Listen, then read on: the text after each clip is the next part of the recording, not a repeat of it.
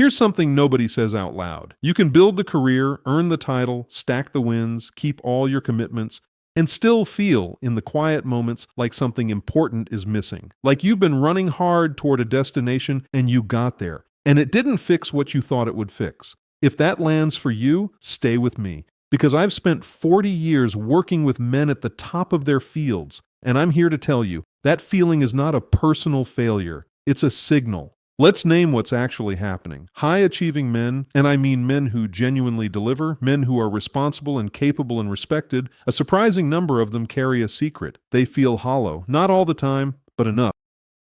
Here's the thing. The emptiness isn't a mystery. It's actually a pretty logical result of a very specific mistake. And most high-achieving men make it early, before they're old enough to know better. The mistake is this: building your identity on your performance. When you're a kid, people notice what you do, not who you are. You get good grades, people are proud. You win the game, people are happy. You earn the scholarship, you land the job, you hit the number, and the world responds. So you learn at a level deeper than conscious thought that your value is in your output. Your worth is in your results. And that works. For a while, it works really well.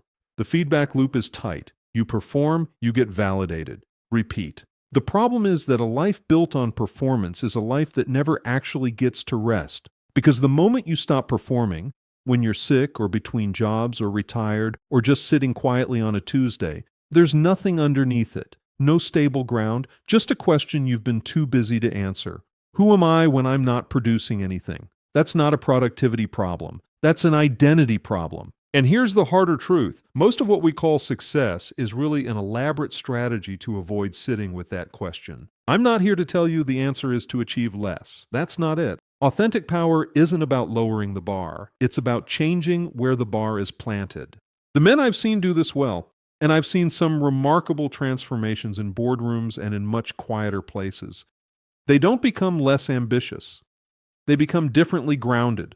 They stop building on sand and start building on something that doesn't depend on the next result. They develop what I call a self that can hold still. A self that isn't rattled when the performance dips. A self that knows the difference between what it does and what it is. A self that can look at a big win and enjoy it without needing it to prove something.